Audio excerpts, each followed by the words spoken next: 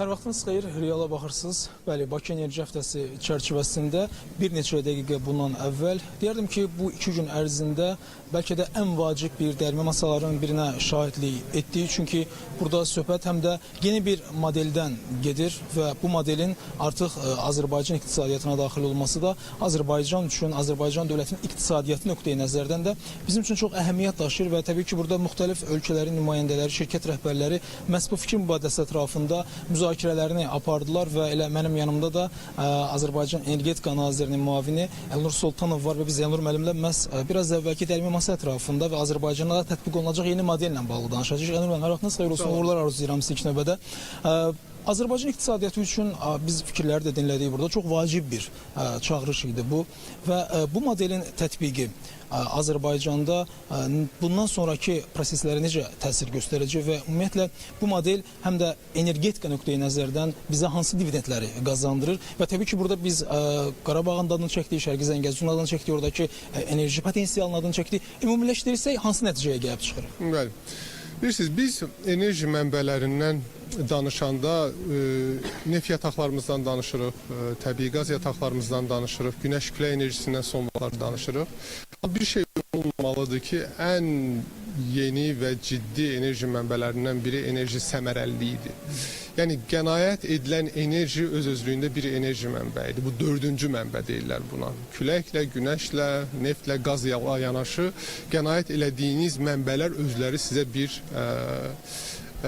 mənbə rolunu oynayırlar. Məsələn, bizim Mingəçevirdə bilirsiniz ki, SSR vaxtından qalan çox səmərəsiz qaz stansiyası yeni avadanlıqlarla təchiz olundu və hal-hazırda sırf buna görə biz 100 milyon kubmetrlərlə ölçülən qaza qənaət edirik. Yəni, bu Azərbaycanda, məsələn, biz Abşeron yatağına baxsaq, əlavə tədbirlərlə birgə demək olar ki, Abşeron yatağının 1/3-nə bərabər olan bir mənbədir. Yəni, siz qənaət eləməklə sanki Abşeron yatağına, ən yeni qaz yatağımıza onun 1/3-nə bərabər olan bir qaz mənbəyi, qaz rezervi tapmışsınız. Ona görə çox əhəmiyyət verdiyimiz bir məqamdır.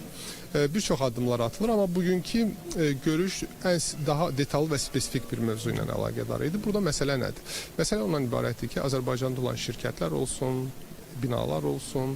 Bunlarda auditorlar gəlir, oradakı səmərəsizliyi müəyyənləşdirir və belə sizə təqribi belə bir fikir verməyə çalışım ki, misal üçün bir binanın və ya şirkətin enerjiyə bir ildə verdiyi vəsait deyək ki, 10.000 manatdır. Araşdırma göstərir ki, və auditor şirkət gəlir, araşdırır ki, onlar bir neçə addım atmaqla, bəzi cüzi yatırımlar eləməklə bu illik enerji xərcini 5.000 manata qədər əldə endirə bilərlər. Və misal üçün yenə də şərt olaraq deyirəm ki, təsəvvür edin ki, bunun üçün də 20.000 manatlıq bir yatırıma ehtiyac var. Həmin bu ESCO dediyimiz şirkətlər gəlir, bu yatırımı həyata keçirir. Çox vaxt bunun hansı cəhətdən maliyyə mənbəyinin tapılması, müxtəlif variantlar var. Amma yekunda bu ev sahibinə, bina sahibinə, şirkət sahibinə deyirlər ki, siz ki 10 il ərzində 10.000 manat hər il verəcəydiniz, indi 10 il ərzində 8.000 manat verin bizə və onun qarşılığında biz o işləri həyata keçirək. Siz 10 il ərzində 10.000 manat yox, hər il 8.000 manat vermiş olursunuz. 10 ildən sonra da əslində 5.000 manat vermiş olursunuz. Sizin qazancınız budur ki, enerji xərcləriniz azalır. Həm də qənaət edirsiniz. Qənaət edirsiniz. Bizim qazancımız odur ki, biz sizin o verdiyiniz 8.000-dən 3.000-ini götürürük və ondan kapital olaraq istifadə edirik. Bu yatırımları həyata keçiririk. Daha fərqli lampalar, bəlkə izolyasiya materiallarından istifadə edirlər və dövlətin qazancı budur ki, enerji mənbələrinə qənaət olunur və hər kəs qazanır. Yəni, burada itirən tərəf yoxdur. Biz bilirsiniz ki, Azərbaycanda közərmə lampalar demək olar ki, ləğv edilir, LED lampalarla əvəz olundu və bizi Energetika Nazirliyi olaraq bu işə təşviq edən ən böyük səbəb bundan ibarət idi ki, burada itirən tərəf yoxdur. Yəni, vətəndaş da qazanır, şirkətlər də qazanır, dövlət də qazanır. Hər üç tərəfin qazandığı bu model, ESCO modeli də eynən bu şəkildə xüsusiyyətlərə, səciyyəyə sahibdir. Ona görə biz buradan bizə elə gəlir ki, çox ciddi işlər görülməlidir maarifləndirmək üçün. Çünki hər kəsin qazana biləcəyi və heç kimin itirmədiyi modeldə sadəcə məlumat əksikliyi, bu necə deyərlər, xidməti verən və xidməti alan qurumlar arasında, vahidlər arasında bu kommunikasiya əksikliyi bunu yaradır. Ya bugünkü toplantının məqsədi həmin o kommunikasiya əksikliyini ortadan qaldırmaqdır ki, hər kəsin qazanacağı o model həyata keçirilmiş Burada olsun. dövlət özəl sektor məsələsi də müzakirə olundu. Bununla bağlı fikirlərinizi almaq istəyirəm. Yəni biz bütünlüklə burada dövləti işin necə deyirlər, regulyativ tənzimləyici hissədə saxlamaq istəyirik. Çünki bilirsiniz, dövlətlər prosesləri tənzimləmədə, qanunvericilik bazasını yaratmada alternativi olmayan bir qurumdur. Amma pul xərcləməyə gələndə şirkətlər pul xərcləməyə çox daha səmərəli cəhətdən həyata keçirə bilirlər, karlarını çox daha yaxşı hesablaya bilirlər. Mən nəzəri olaraq danışıram.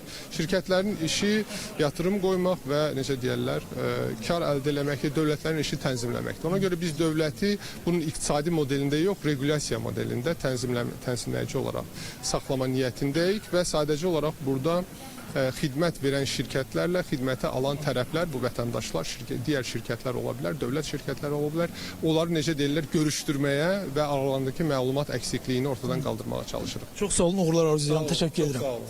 Bəli, qeyd etmək istəyirəm ki, Energetika Nazirinin müavini Elnur Sultanov mənim müsahibim idi və məhz bir neçə dəqiqə bundan əvvəl keçirilən burada seminarı enerji səmərəliliyi məsələsi ilə əlaqədar Elnur Sultanov öz fikirlərini bizimlə bölüşdü. Burada məsələ bundan ibarətdir ki, söhbət həm enerji səmərəliliyindən gedir, həm də qənaət məsələsindən gedir. Təbii ki, detalları Elnur Sultanov açıqladı və bizim Bakı Enerji Həftəsindən çatdıracaqlarımız bunlardır. Elə buradakı dəyirmi masa formatında aparılan iclasla bağlı geniş reportajımızda növbəti buraxılışlarımızda sizə təqdim edəcəyik. Buyurun, sözü yenidən sizə ötürürəm. Təşəkkür edirik. Minnətdarıq ətraflı məlumat üçün.